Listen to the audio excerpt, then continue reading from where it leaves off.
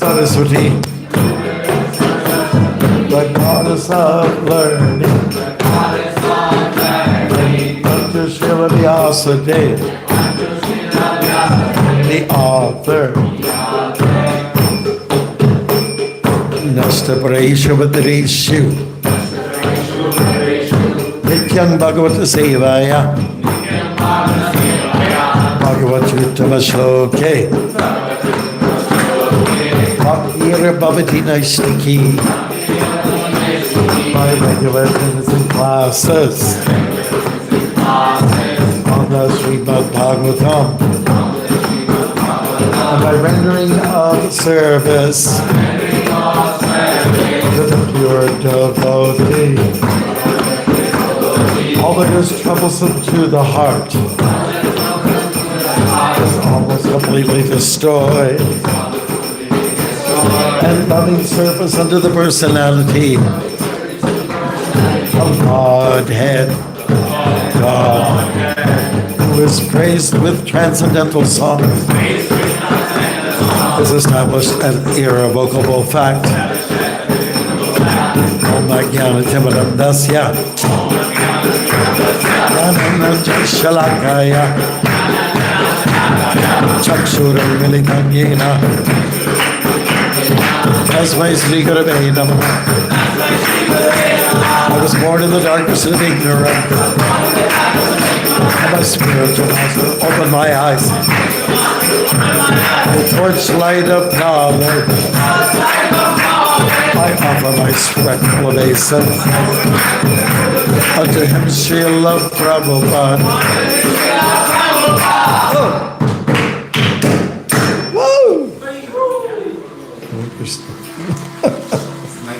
Different way of doing it.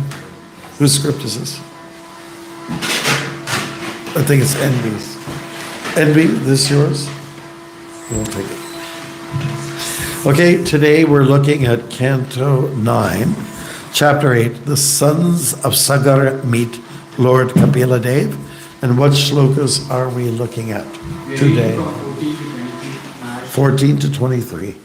And then focusing on 23. Concentrating on what? 23. Okay, 14 to 23. Okay, let's get the verses down. 1, 2, 3, go. Among the sons of Sagar Maharaj was one named Aswamas, who was born from the king's second wife, Kishini. Sons of Asamanajas was known as Anshuman, and he was always engaged in working for the good of Sagar Maharaj, his grandfather. Formerly in his previous birth, Asamanjasa had been a great mystic yogi, but by bad association, he had fallen from his exalted position. In this life, he was born in a royal family, and it was a Jati Smara. That is, he had the special advantage of being able to remember his past birth.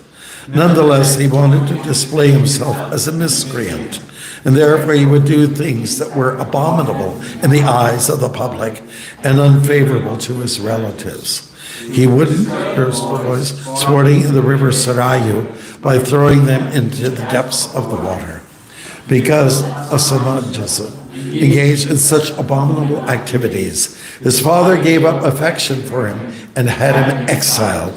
Then Asamajasa exhibited his mystic power by reviving the boys and showing them to the king and their parents.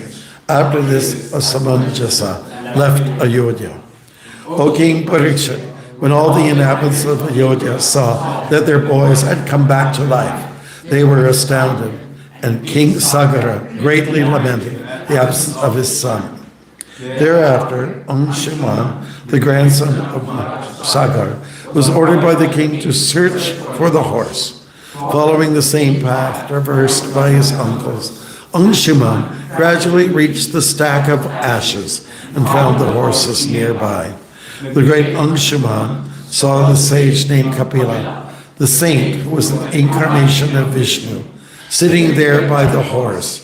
Anshuman offered him respectful obeisances, followed his hands, and offered him and said, "My Lord, even Lord Brahma is today unable to understand your position, which is far beyond himself, either by meditation or by mental speculation. So what to speak of others like us, who have been created by Brahma in various forms as demigods, animals, human beings, birds, and beasts.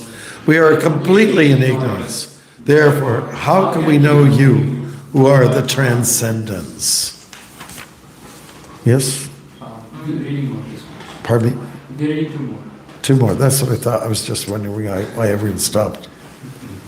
My Lord, you're fully situated in everyone's heart, but living and is covered by the material body, cannot see you, for they are influenced by the external energy, conducted by the 3 modes of material nature.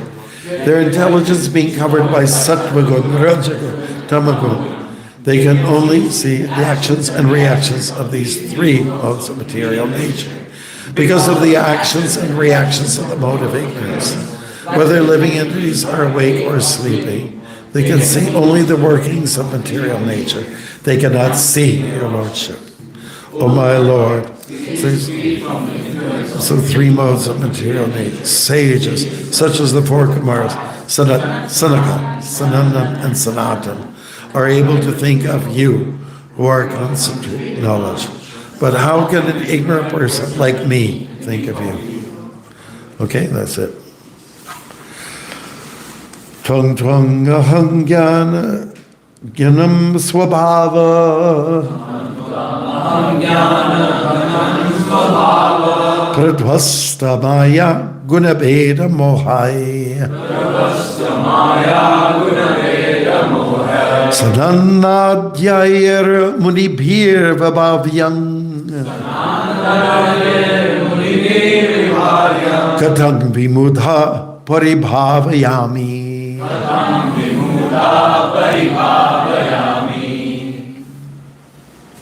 Tam tvam aham jnana ghanam svabhava Tam tvam aham jnana ghanam svabhava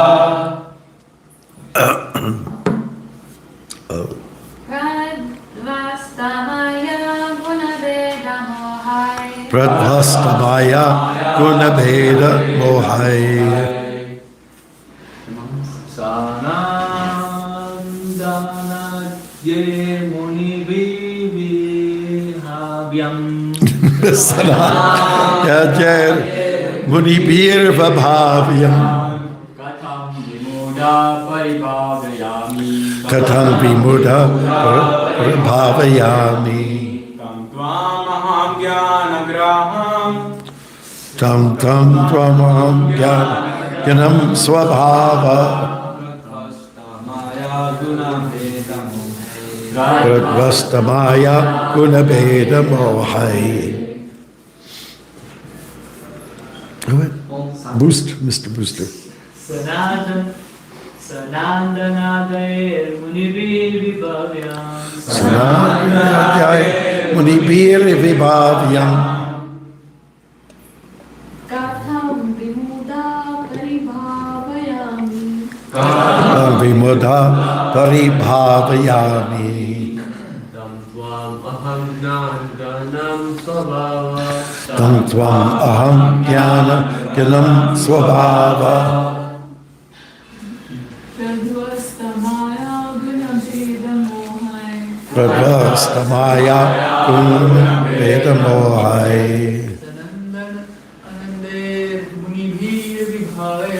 Sanadhyayar munibhir vibhavyam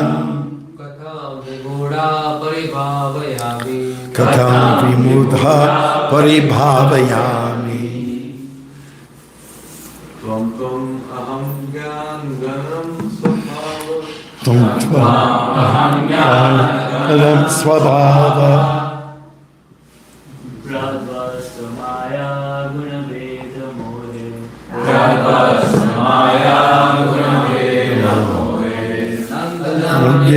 Gunibir Vibhavyam Katam Vimuda Paribhavayam Tam, that personality.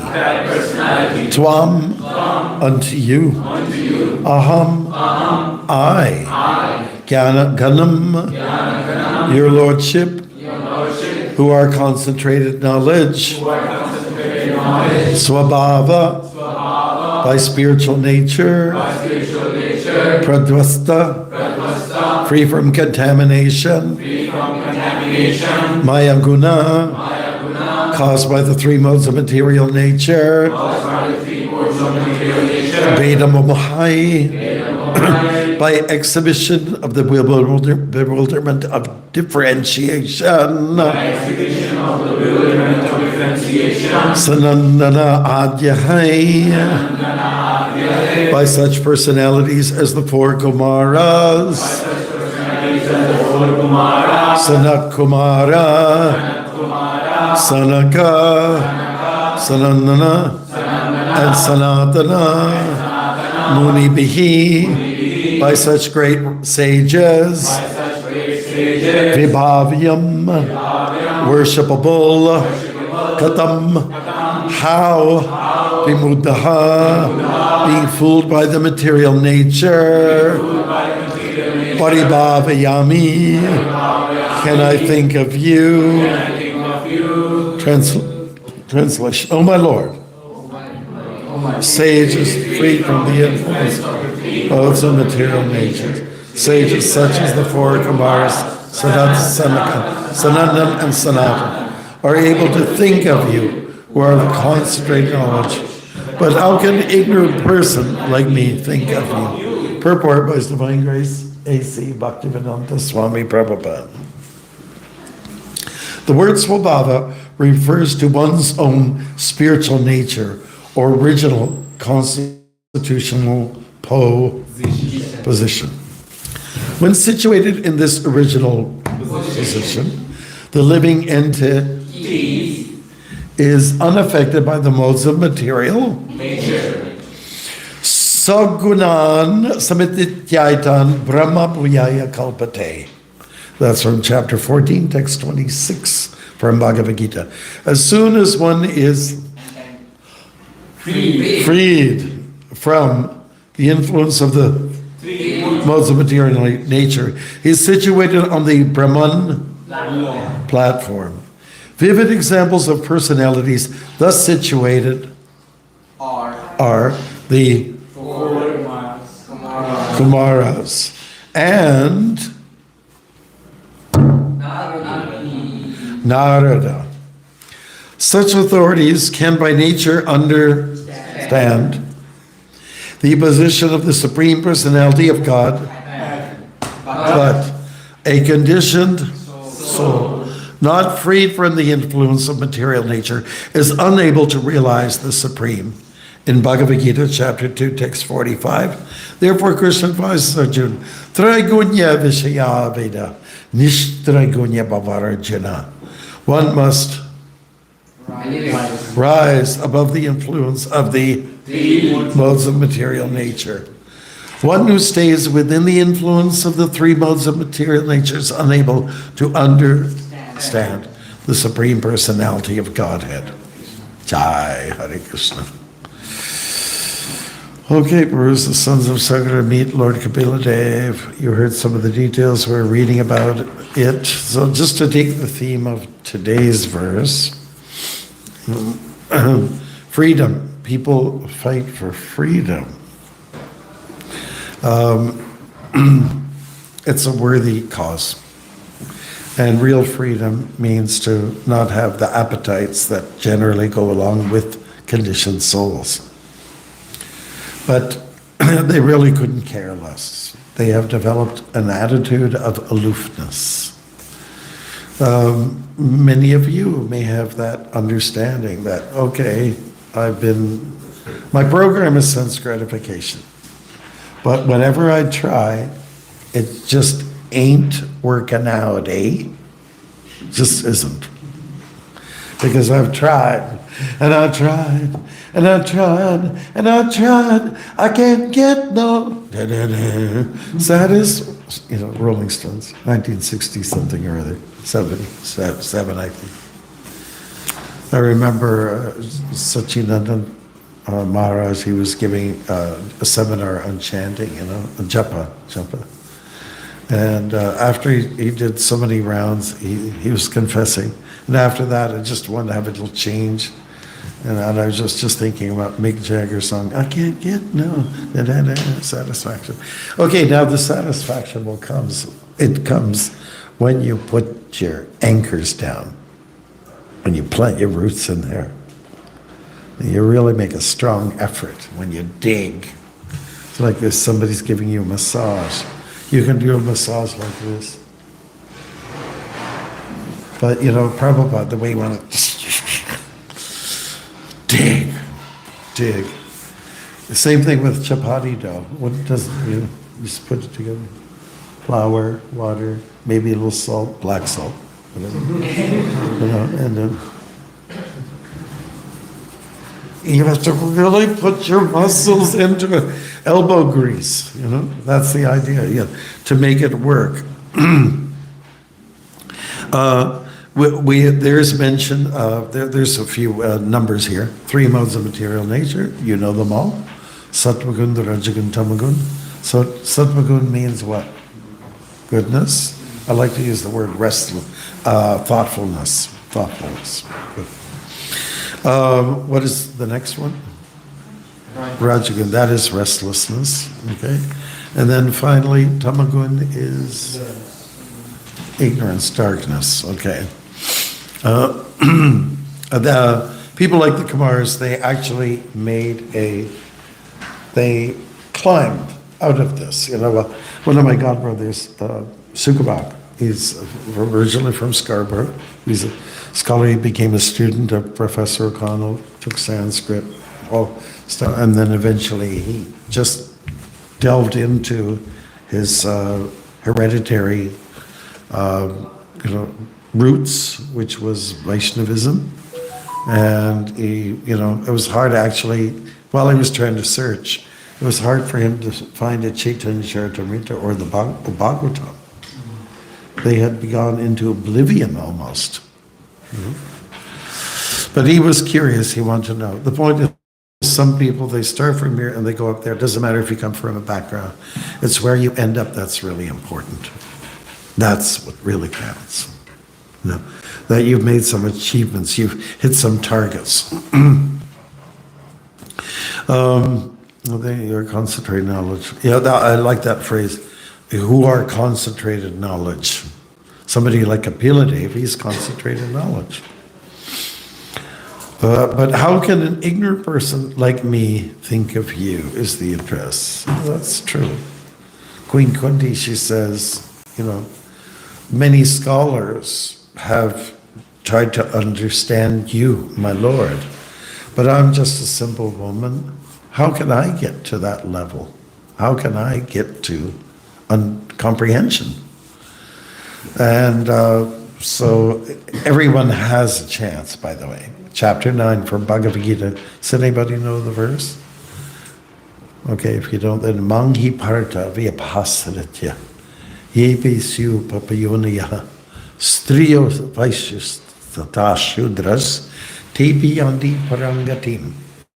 Everyone can reach the supreme destination. Everyone has a chance.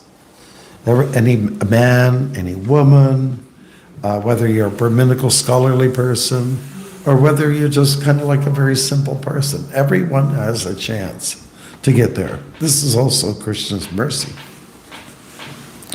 It's one of those verses that are very hopeful. Like yesterday we studied with the devotees for South Africa, and we were looking at from chapter 2. Nahavikramanashasti pratyavayo nividyate swalpamapyapasha dharamasha trayate mahatomayat. Does anybody know what that means? Okay. Anyone who makes an endeavor on this path, it makes a little endeavor. There's no loss. There's no diminution. So anybody who takes it seriously, they can go beyond. They can reach transcendence. And they protect themselves from, fear. Fear is, let's say, obliterated. Fear. What is fear? How would you describe fear? How can you define it? I know how you can dramatize it. What really are we looking at here? What is fear? Scale of a certain uncertainty. Yeah, there's uncertainty and fear.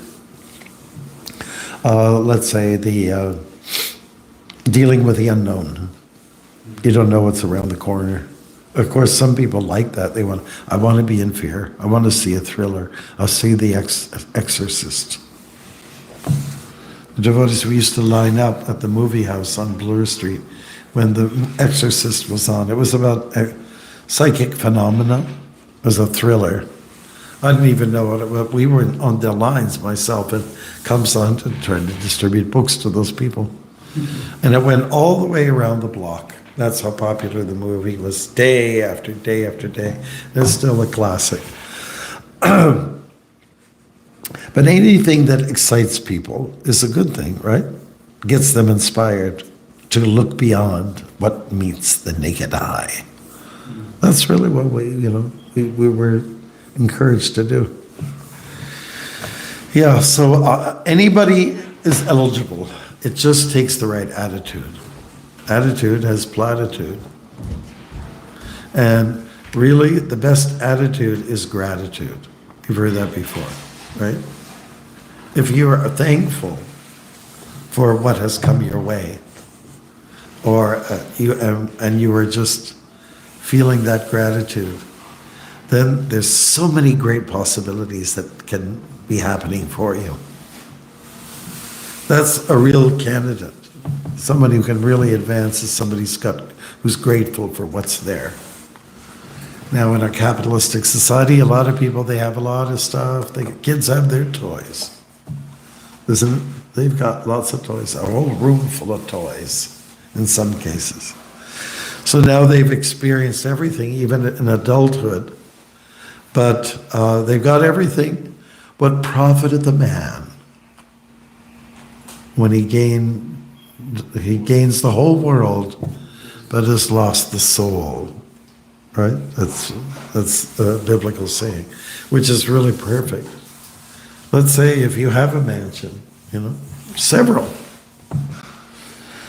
mansions. One of our famous singers from the 60s was Gordon Lightfoot. He's originally from Aurelia, and he bought a house in Rosedale. You can go there. I'll take you there one day. And it's a famous house overlooking the ravine. But from there he graduated and went to Bridal Trail or whatever, just up from the road where Drake lives. You know Drake? Okay? And it's like a $14 million mansion that he got. He got all these royalties from his music. $14 million. And I read about this some time ago, and it never made him happy. He wasn't happy with that. He was probably better off with the more simple Rosedale. He used to go and buy his jeans at Eaton's, and one of our devotees, Sevya Sachin, would sell jeans to him all the time. Famous guy, you can look him up. He had a great talent. My God, he was good. But even him, many people like him. They have a lot, but it's just too much of a headache to maintain. You could show it off. Look, take them to the different rooms and people will go, be in awe. But that's all it is, it's nothing more. It's not, you can be in awe, but it's not awesome, in the term as we use. Well, what's the famous word that people use? They used to say sick. That's sick, which means it was slick. Oh yeah, they used to say, that's thought. That's thought. I think that was in the 90s or, thought, man. You know, thought, not fat, but thought. I mean, that's cool.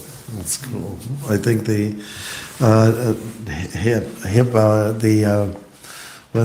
beatnik generation, they came with that cool, man. Everything's cool. Wearing sunglasses, cool. And that's kind of stuck with people for a long time. I'm cool, you're cool, he's cool. But everyone's really, let's say, eligible. That's really the point. And I think that needs to be highlighted. And it doesn't matter what is your background, you know. You may have done a lot of sins, you know, in your past, but you can be absolved of all of these things. Absolved of bad doings, you know, it's possible. It's just a question of having the right attitude. That's all it really takes. Now, the three modes of material nature have been addressed here. We know that there is a, you know, let's say, a discipline here through the disciplic succession. They're bringing up the same kind of language, same philosophy, same three modes of material nature. They seem to be an ingredient towards suffering in this world. And it's all throughout the Gita, the three guna. And that's why we should study them. Now, what makes a marked difference between Krishna consciousness and other religions? They don't discuss the three gunas. You really have to look at them, and they each have their own kind of flavor and influence. Like in the mode of thoughtfulness, sattva gun, how does it affect an individual? I'll put the question to you. How does it affect you? Yeah. It puts you in a better position to understand God, to understand yourself. Yeah, it enhances understanding, for sure. Anything else? Anybody else? What's so good about goodness? Well, let's say clear mind, peacefulness, feeling a sense of security, that kind of stuff. Good. What about Rajagun? What does Rajagun do for people? Yes. Restlessness. And what does that convert to? Restlessness or passion? What does it convert to? Yeah, sure it can. Yep. Lust turns into that. Also drive to achieve something. Right. In a more positive way. It presents a kind of inner drive to get things done, to accomplish things. Like this building, it was done with devotion and passion, you know. It's a place of worship. And even having babies, you know, requires a drive behind it. And, you know, for a lot of people, it's a great milestone to have a baby, or two, or three, or four, or five. I met one devotee there in Montreal, and I hadn't seen him for a while. Said, Maharaj, he says to me, Maharaj, I'm having my fifth baby. 5! You don't get that too often, right? But to accomplish some good things, there's passion is required. To build buildings, to build dams, bridges, all those things, you know. Passion for, you know, just sewing clothes, coming up with, you know, unique wardrobe or whatever. It all requires passion, you know, so it's good. It just has to be directed properly, and then it's okay. Most people use passion in a self-centered way, and therefore it's a negative, you know, let's say it's a negative mode. Then you've got mode of ignorance, which can be represented by people who are sleeping or lazy. Sometimes you need downtime, that's okay, but don't take too much of it. That's the point, don't take too much. You know, we want to maximize on the goodness, because what is our goal after all? What are we trying to achieve in Krishna consciousness? What is it? Unconditional love for Krishna. Yeah, we want to achieve love for the Lord. And then that also means that we'll go back, home, back to Him. Yeah. That's right.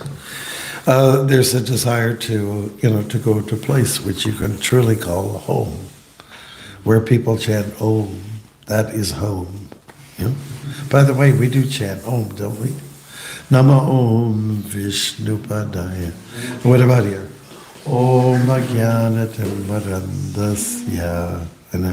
Om Namo Bhagavate Vasudevaya.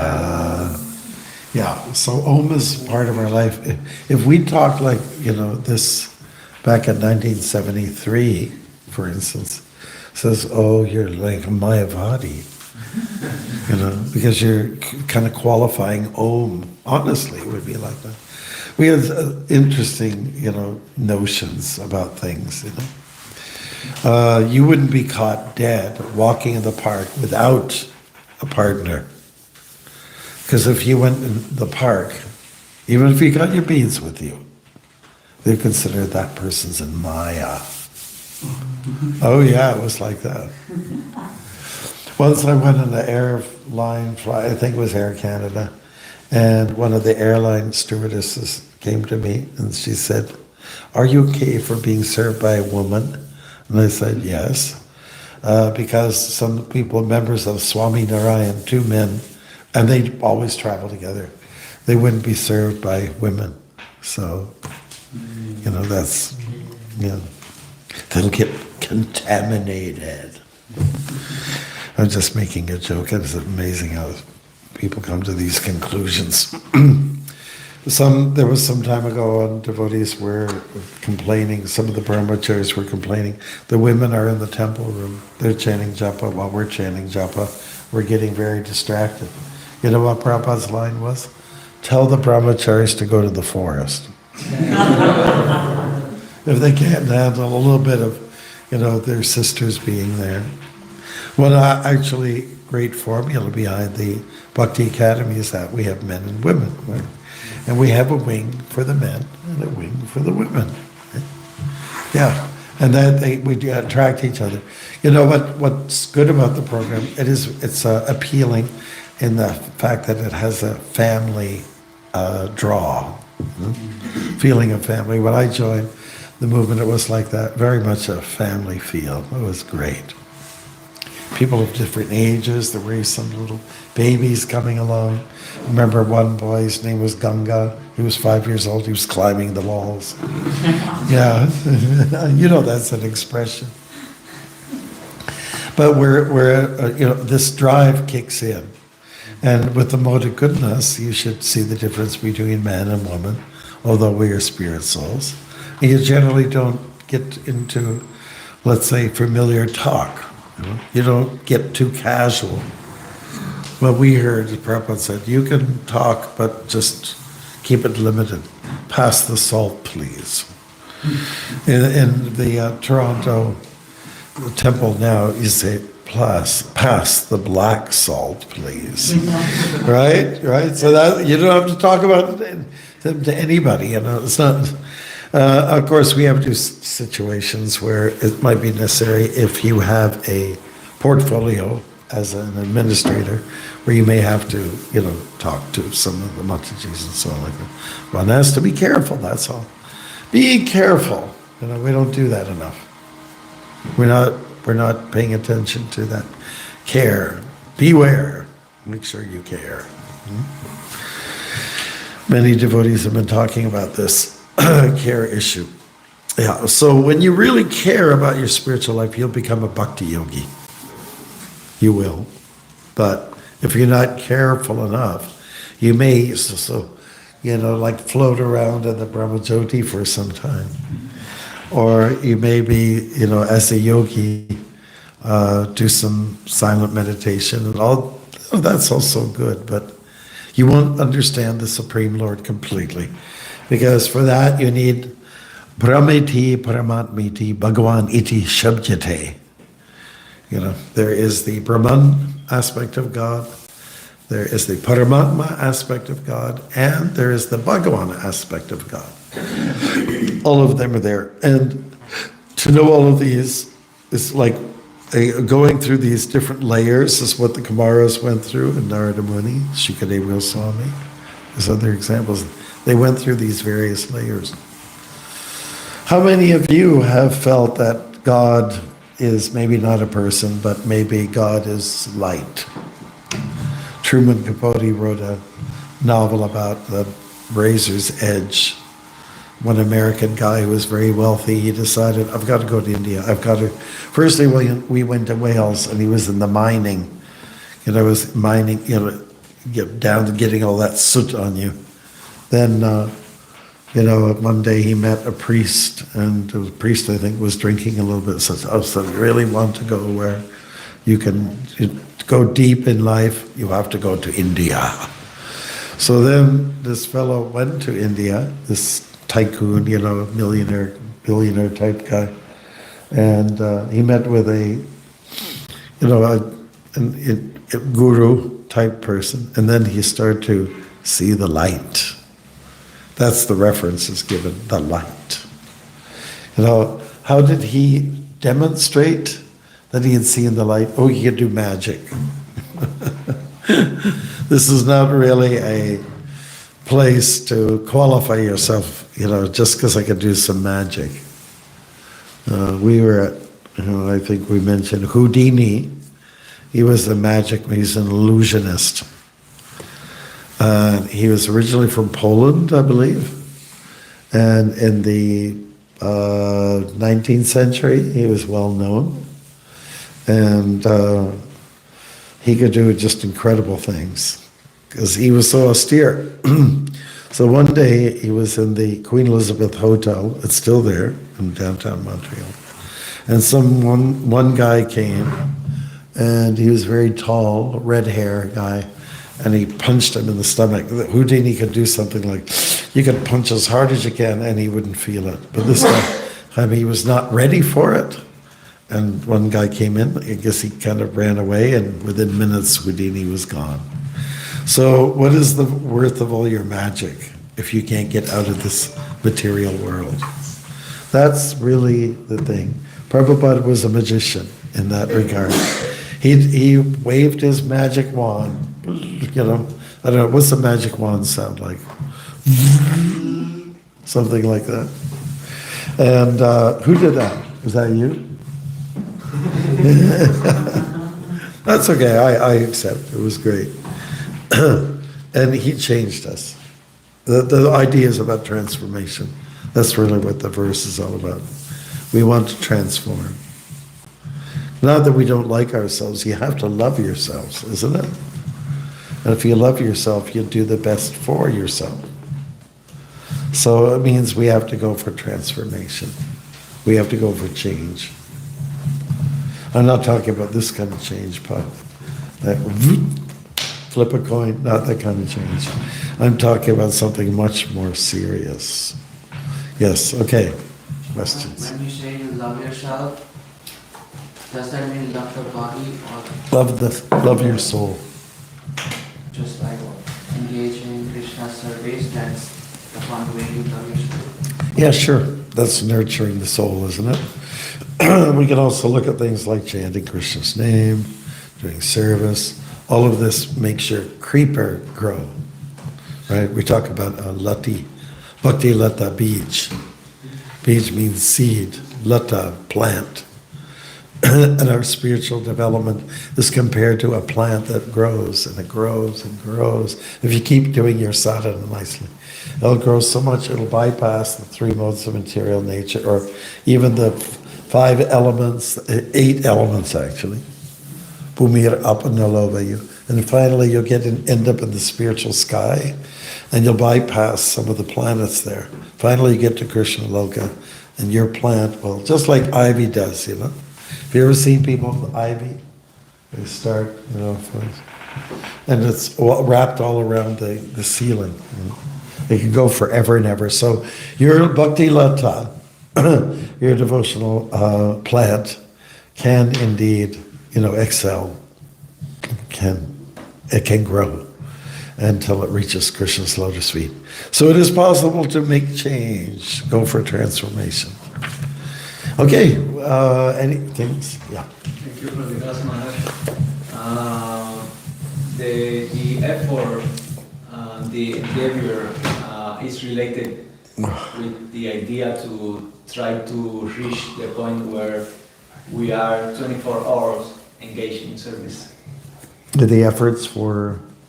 The effort that is mentioned Mm-hmm. is related with this idea that Yes. we should try to Yes. to reach that point where we are 24 hours. Yes. Engaged in Oh, service. yes. Samadhi.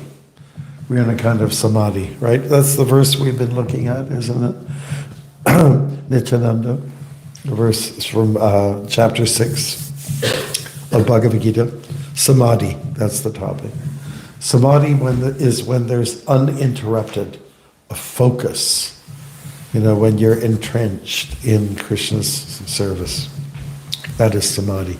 There's no hiccups, no interruptions whatsoever. No distractions.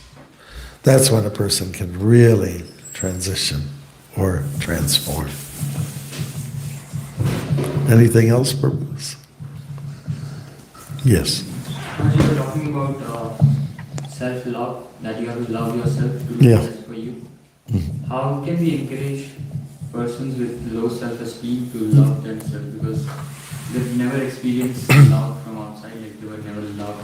That's Yeah. what they feel, and I think you can show them through demonstration how to love. You know, spend some time with them, encourage them, hug them, serve them prasadam, you know, share the wisdom. They'll appreciate it so much. Give some time. That's really the problem with modern existence, is that not enough time is given to people.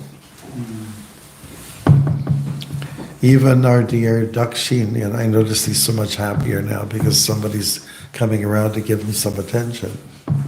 Otherwise, for older folks, it's very devastating. You know, you did so much, you were so busy, and then now you're in a box or a room, and no one comes to talk to you. Yeah. So, as far as destination goes, if you're Mayavad, then that's probably where you will end up going, in the Brahmajyoti, where it can be very lonely up there. Anything else? I think we can then call her a day. Yeah. Related with the service, when we are in, let's say, setting up the room for the program or the service that we do, but we are not conscious that the ultimate goal, the ultimate objective, we are not conscious that We're we not are good for attentive. Krishna. Yeah. That service is still transcendental or is like inside? It is a service, but when your concentration is full, the samadhi, then it's Krishna favors that. You know, I mean, we may have many desires or interruptions, but you know, it's just time is on your side. Let's put it like that. Krishna's time I am, he says. So give yourselves the time to get beyond that. But it will come. It should come. It's going to take a lifetime for some of us. You know, sometimes the passions are very strong, even for devotees, you know? Leadership, you know? Getting recognition, profit distinction, adoration. They can even help in work in or act out that way in devotional settings. Get competitive or something. Who's going to distribute the most books? Prabhupada channeled the competitive nature in that way. Which temple will distribute it? Will it be the UK, London? Or will it be New York? Or will it be LA? You know, they were all kind of like playing that role of being a little competitive. We got to outdo those guys. You know, it's kind of like a little bit like that. Just dovetail the passions. Okay, I guess we can call her a day. Vanchakalpatarubhyascha, Vipassanubhyavacha, Patitanam Pavanebhyo Vaishnavebhyo Namo Namo. Jai. Okay, and this goes back up there.